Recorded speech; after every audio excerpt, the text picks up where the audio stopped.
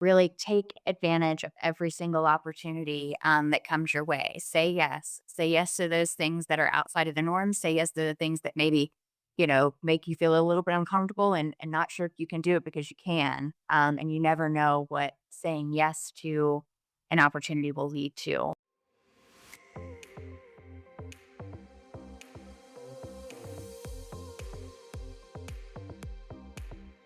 Welcome to Breaking Ground, Women in AEC Leadership podcast. This is the show that lifts the voices, journeys, and insights of women shaping the future of architecture, engineering, and construction, and it's brought to you by Unanet. If you're in the architecture, engineering, or construction space, you know how critical it is to keep your projects on time, your teams aligned, your pipeline growing, and your finances in check. And that's where Unanet comes in with project based ERP solutions, CRM solutions, and an AI growth suite built specifically for AEC firms. I'm today's host, Reanna Dempsey, and with me is my lovely co-host Sarah Brown. Hi Sarah, how you doing? Hello, great. And in this podcast, we connect with professionals across the AEC industry to share real stories and hard-earned wisdom. At our core, we believe that a strong, diverse workforce drives innovation and success, and that women are essential to building the future of AEC.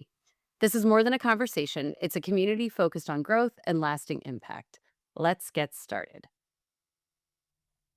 Okay, so today we are speaking to Katy Klaproth. Hi, Katy. How are you? Great, great. How are you? Doing well. And before we jump in, Sarah, why don't you tell us just a little bit about Katy? Sure. So, Katie is a dynamic communications and marketing executive whose career journey is a powerful example of leadership, consistency, and persistence. As vice president of marketing and communications at Robins Morton, Katie has spent more than 2 decades rising through the organization, helping shape strategy, culture, and innovation within the AEC industry. Welcome, Katie. Thank you. Thank you. Thank you. So excited to be here. We are so excited to have you, and we always kick things off with a little bit of an icebreaker. I really like this one, Rihanna. Hopefully, you can answer this one as well. I'm going to think of something, but I feel like it's a good question. If you could instantly become an expert in one subject or skill, what would it be and why? Oh, let's see. Well, for me, it would probably to be like a crime scene analyst. Yeah, I'm just so intrigued by that whole world of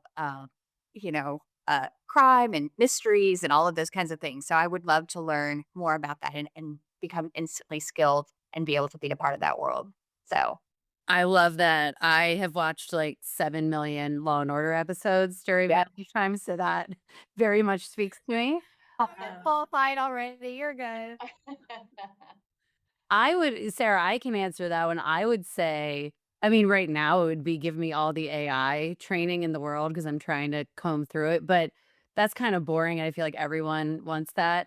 I want to play guitar, and I actually used Claude to give me a guitar plan so that I can start learning guitar. I wish I play the flute, and it's like not a very divert, like nobody really enjoys listening to the flute. So anyway, that's mine. So my immediate thought was actually something really left field and just funny, but I would like to learn or be instantly skilled at being an ice carver.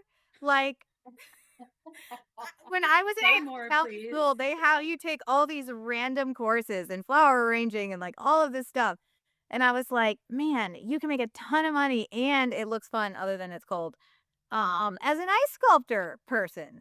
But then the real me is like, no, I think if I could instantly be a physician and like be like ready to rock on an airplane when someone's like, is a physician in the house? And I said, like, save the person and then the airplane would clap for me.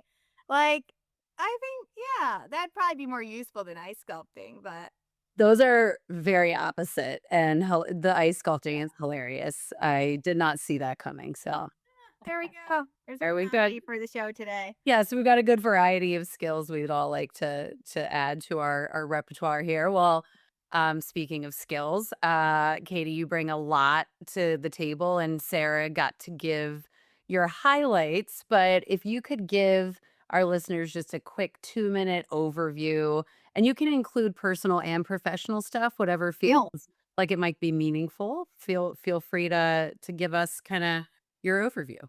Yeah, absolutely. So, professionally, I have been with Robins Morton. I just celebrated my 24th anniversary with the company. So I've been here Gosh. 24 years. Congratulations. That's huge.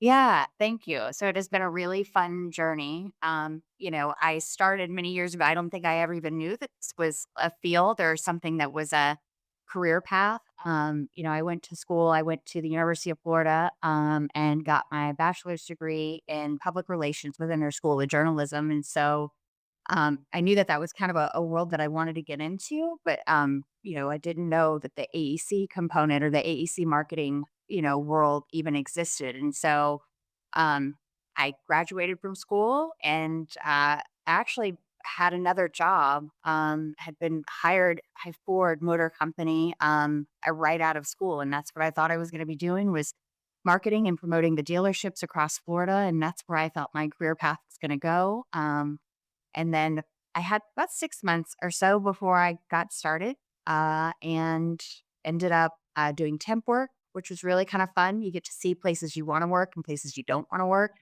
But I got to temp at Robins Morton and really loved the people. I didn't think I needed a job.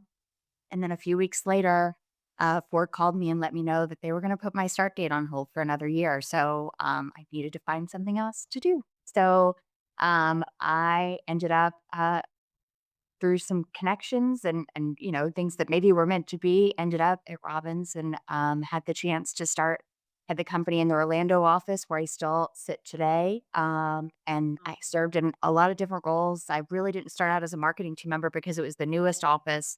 We were still a small company, so I did part-time marketing, part-time administrative assistant in the office, and answered the phones and did whatever they needed me to do. And so, everything kind of changed from there. And then while I was at Robbins, they supported me in getting my master's degree. So I got my master's in corporate communications from Rollins College here in town. So I did that while I was working. And then got married and have two great kiddos. So got married to my husband. We met when we were getting our master's degrees at Rollins, and we've got two kiddos. I have a son who is 14 and a daughter who is 17. So next year I will have a freshman and a senior in high school. So, Wow. yeah, yeah. Don't know how we got here, but that's that's that's where we are, and it's just been a really fun journey along the way at Rocks, since I started. So, Is awesome. Yeah, and the time Sarah and I both, have kids ourselves, and, it is wild how fast. My oldest is 11, and I feel like she was, born last month, and it's crazy. So and it's also, the navigating the parenthood and having the career, I feel like is it's probably another podcast that there's that we could have a spinoff on because, so many challenges there. But I wanna tap into and it's so funny, I feel like I keep saying this, Sarah, when we talk to all the amazing women we get to meet, and the tenure at these companies is just you don't see it. You don't see people that are like, "I've been at the same" I mean, you've been sitting in the same office for 24 years, and I think that that is so incredible, and I'm sure that it has shaped, your growth, and so maybe talk a little bit about, and you mentioned it already, like, you started just doing whatever people needed you to do, and then you've been able to continue to grow there, so talk a little bit about that growth journey and just what that tenure, has meant.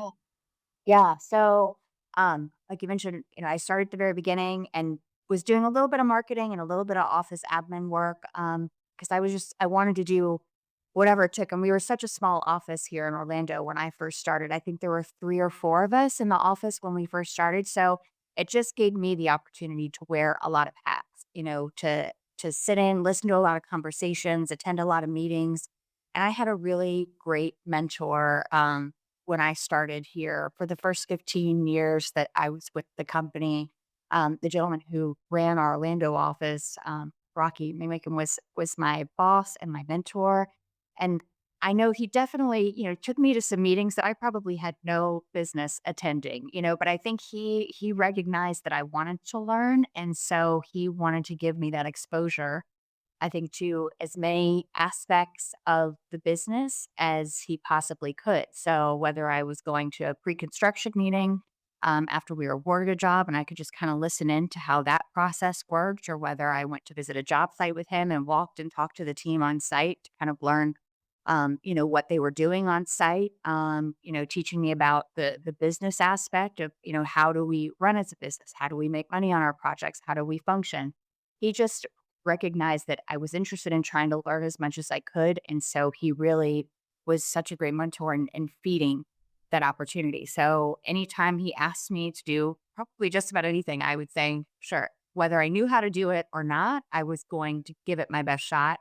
I knew I could ask him questions, but I think that willingness, or my willingness to kind of learn and do whatever was asked, and then paired with having him as such a great mentor, gave me exposure. So then that way, as I continued to grow and get more involved in the marketing and sales aspect of what we do, then I could speak to the project delivery process better. I understood it better. It allowed me to talk to our team members about it better.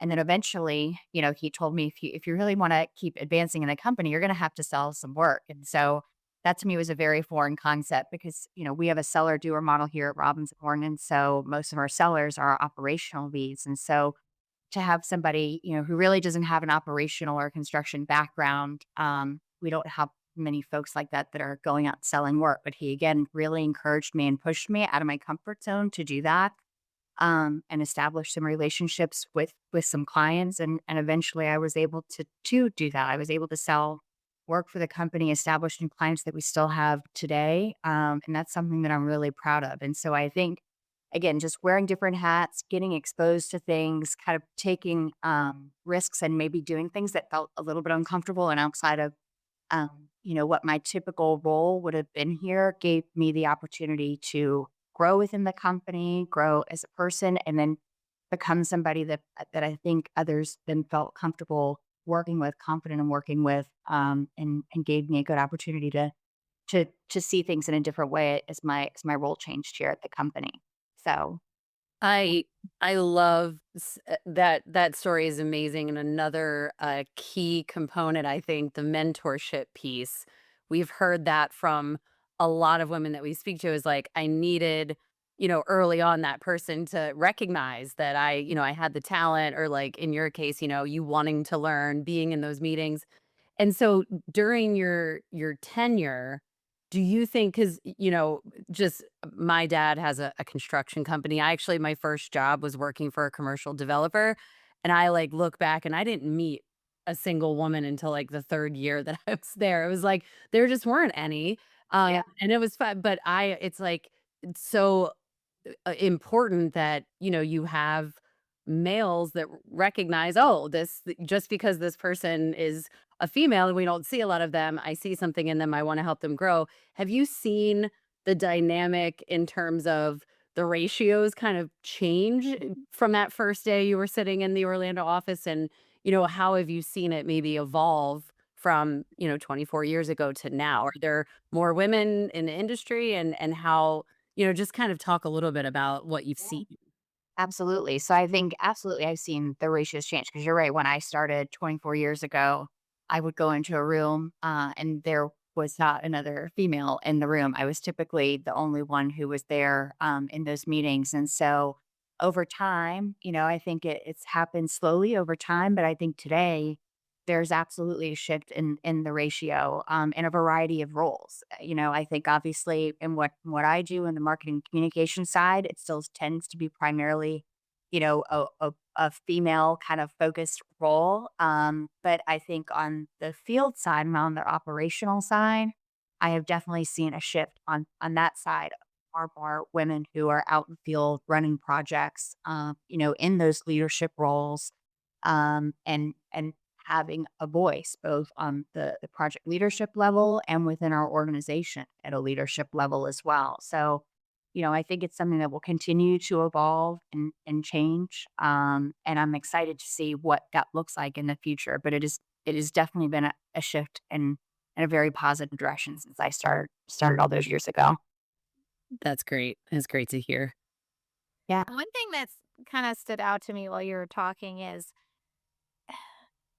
it wasn't just a one off, you were, invited to sit on one meeting or a 6-month internship program. It sounds like this person really mentored you or gave you opportunities or, helped, maybe share their knowledge throughout your entire tenure there. So it sounds like it was a very long lasting relationship. Yeah. It wasn't a boss to check, it was an investment in your future. Yeah. Result of that across many people is an incredible, which we had talked about previously, an incredibly low turnover rate. Because Hmm. if you value the people and you hire out the gate, the hard worker, the talent, it takes nurturing over time to keep that person there and valuing them in a variety of ways, right? So it's very impressive what they have put together in their culture. But thank That you. Yeah, I'm really, really proud of the culture that we have here at the company. We do have a very low turnover rate. Most of the folks that serve in, senior roles within our company, they're not hired in at those roles. There are people who have been promoted in those roles and have served, their entire careers within the company. And that part is really important to us. We really believe in promoting from within, because one, that helps make sure that the culture remains strong. People understand, what's important to us and how we operate, how we treat our people, how we treat our clients. So the culture really is at the core of everything that we do. I think the two things that we focus on and is I think a main focus and probably a lot of the decisions, the majority of the decisions we make is what we're doing. Is it right for our team members? Is it right for our people? Are we doing the right thing by the people within the company? And are we doing the right thing for our clients? And I think if we continue to do those two things and those remain at the core and the focus of the decisions we make, then we continue to move in a positive direction. It has served us well. We're celebrating our 80th anniversary this year, so that process and that mindset has been there from the beginning, and that has served us well. So the culture is really strong, and I think also the focus for us as a company on learning and development opportunities for our team members is such a priority. Again, going back to, are we doing what's right for our people? So are we creating those growth and learning opportunities for our people? Are we offering them training opportunities within the company? Do we promote them going out and looking for training opportunities outside of the company? So having the learning and development component is really critical. We've established some really strong mentorship programs within the company to, again, promote from within, taking our craft professionals. We had a craft professional program named after Rocky. So the Rocky Macon Field Leadership Program, because he came up as a craft professional. And so giving our craft professionals that maybe didn't have the avenue to go to college, or take a more traditional, path of education. And so we have a program where in our seventh grade class students at this point that they do 18 months of learning, and they do classroom learning and field learning. And then at the end of that program, they're typically promoted to a salaried role within our company. And we've seen such huge advancements of that program. Team members that started there and went through the mentorship program and are superintendents for us. And so it's been a great avenue to create those learning and growth opportunities for team members that maybe didn't have another avenue to do that. And then I think the other component that allows us to have such a low turnover rate is we also look for opportunities for maybe different or new career paths for our team members that maybe were not there 5, 10 years ago. For example, um, not long ago, we established a new scheduling group. Typically in the past, we had used external scheduling consultants to work with our field teams, kind of as a back check for them, as they were scheduling their projects and realizing the groups that we were using. One, we were getting so big, we couldn't rely solely on them, and so we created the opportunity for some of our team members to develop a new scheduling group in house, and so that creates avenues for team members that maybe are passionate about the scheduling component to step away from their typical role in the field and become focused on how do we help our project teams schedule their projects, serve as that resource. So I think that the opportunity that the team members have within our company to bring suggestions or ideas of maybe new career paths that aren't already formed or established is also very supported here. And so I think that just creates one more avenue for people to want to stay because they realize they have the chance to maybe create a new role for themselves that could help the company, help them, grow and also stay within the organization without having to look for something outside. So I think those are all things that have been really, really helpful for us with the culture pieces at the core of it and, making sure we're taking care of our people and our clients and giving them as many opportunities as possible. That's an amazing program. I have not heard like that's like you've created collegiate courses almost inside of your company. That's, I mean, and like you're saying, for people that maybe didn't have that opportunity before joining the workforce, like that's just an amazing thing to offer them. And just remind me, so when you started working, what's been the company growth? Like how many employees did you have 24 years ago and where are you now? So when I started 24 years ago, I think we had company-wide, maybe 200 employees, at that time, and that might have been salaried and hourly employees, because we had our craft professionals. We were so small, and so now, 24 years later, we have 1,500 team members across the company. So roughly about 900 salaried, and the balance is hourly. And this year we have established a sales goal of $3 billion. So, just the growth has been just exponential and huge. To think about how we were, when I started, there were 3 marketing team members, I think, across the company, and we have a team, I think, of 28 now. So, that part is, just seeing that growth. But I think the thing that we're probably again so proud of is that even though we've grown so much and grown as an organization, grown and all the things that we offer, that culture piece and that kind of family feeling that we have is still very much the core of who we are. We still feel like a small company, but we run like a much larger company. But the culture is still there at the very base of everything we do. So Yep, $3 billion tells you that, people are actually it's funny because I think, there's still I still think there's a sentiment out there like, "Oh, yeah," like, people will say, "Oh, people are so important," but they don't do the things that you all have done, and it yeah, goes to show when you actually invest and you truly say culture and people are first, everything else will follow, and that it's just such a great example. Thanks for sharing all that. yeah, absolutely. Well, and it's supported by, the reasons you were giving prior to, you know, hey, these are the pieces that are a part of our low turnover. And then we mentioned the numbers and the scalability and the growth. It's not surprising given the innovative thought process of putting the value back in your people, and it it scaled you. Like, that is a key part of, 1, your tenure, but of course, the scalability of the company and then the overall success. Yeah, And that the time to make that investment in your people, it does take time. It takes energy and effort. And to also be innovative enough to think outside of the box so that you are adapting to the next generation, which kind of leads me to my next question, which we had talked about briefly before, is, you're very protective of your culture. You have this family feel and you've grown it, but been able to maintain that. And cultures, I think, constantly are evolving and shifting to maintain the things we love, right? And then accept new things in that come along with new technologies, AI, that come along with new types of education or opportunities for those that maybe haven't had opportunity for education in the same way or have a different skill set. And so one thing we had talked about was that 60% of Gen Z employees look to leave the company they're at within 2 years of gaining employment there.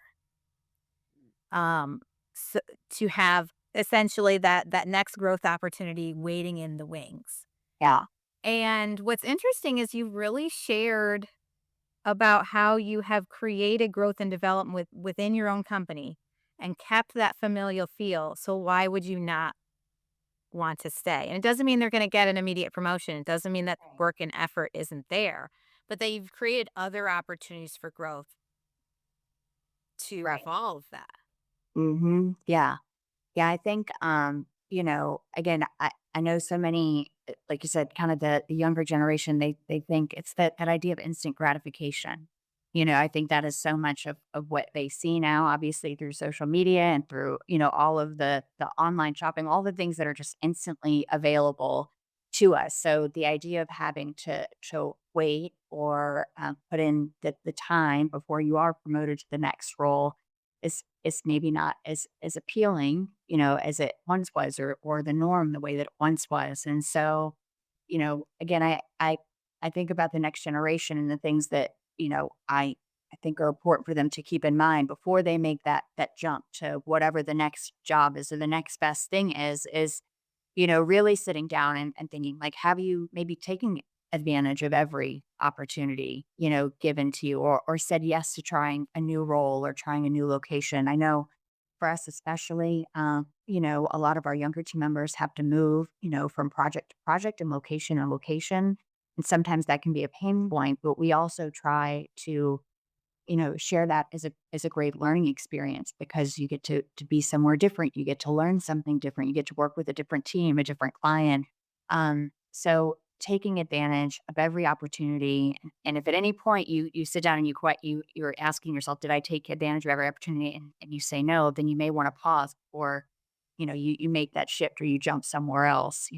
Maybe go back and revisit a conversation or revisit an opportunity that had been proposed to you because you never know, it could spark the next growth path for you, the next opportunity for you. And then again, similar to what we've been able to do with our team members, is there a need that maybe you see within your organization that's not being addressed? Is there a need or a new role or a new path or something that isn't there but could be a benefit? And it That's a big is. piece is the leadership being able to have eyes open enough and taking the time to ask, Yeah. well, hey, do you see a gap that you can help us fix? Yeah. Because that simple question, because their eyes are seeing things differently than, Exactly. there's a lot of nuanced capability to close gaps, to be more efficient in taking their eyes, to see in a new, Yeah. fresh way what you're doing. Yeah, absolutely. And I think you're right. I think, your as your role changes in an organization, your engagement or involvement in some of the day-to-day functions of what our team members are maybe experiencing on a project or within a department. I know the things that I see or that I do now is very different than what I did, 5, 10, 20 years ago. So when I hear input or feedback from somebody on my team of, you know what, like this could really make this more efficient. Or, you know what, like this is a pain point that we're experiencing now. Like, I think I have a way that we can address it or fix it.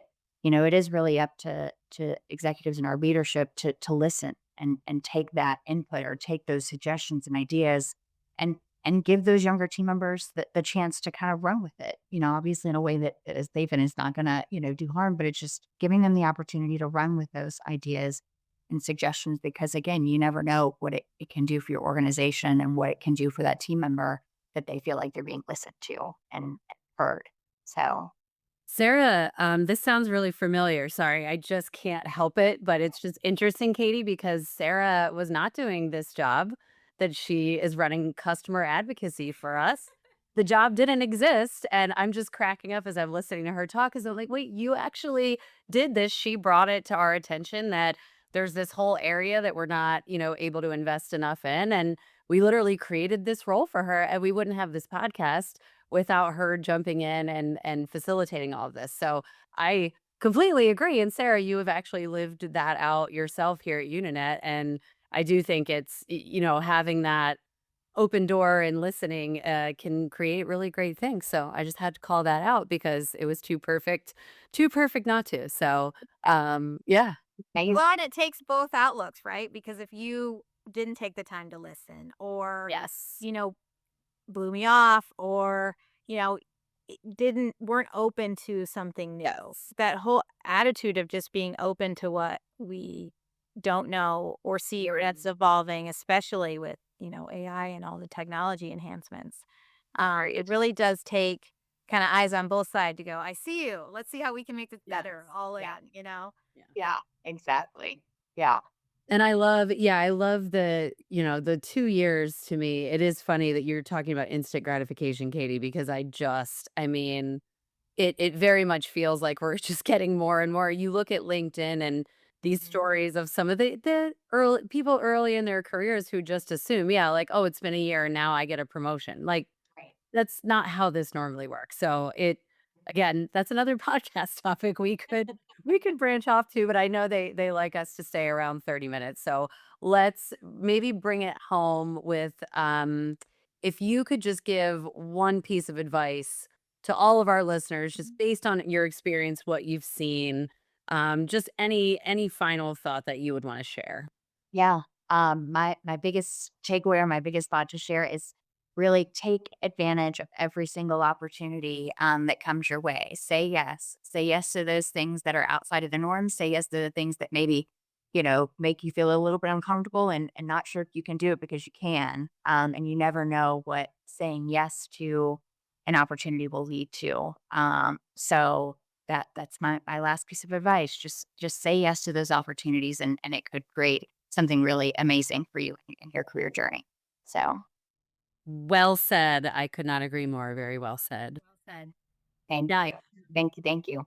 Well, on behalf of both of us and all of our listeners, I just want to say I really appreciate you being just so open with us. And it has been an honor to hear your story, Katie. Thank you so much. Thank you all so much for having me. I'm so excited to be a part of this and really excited about what you guys are doing with the podcast. So, thank you. Awesome. And to all of our listeners, thank you so much for listening to Breaking Ground Women in AEC Leadership. If today's episode resonates with you, please be sure to follow, leave a review, or share it with someone in your network. And if you have a story to share, please send us an email. Our contact information is in the podcast bio, and we are always looking for our next guests. So until next time, keep breaking new ground.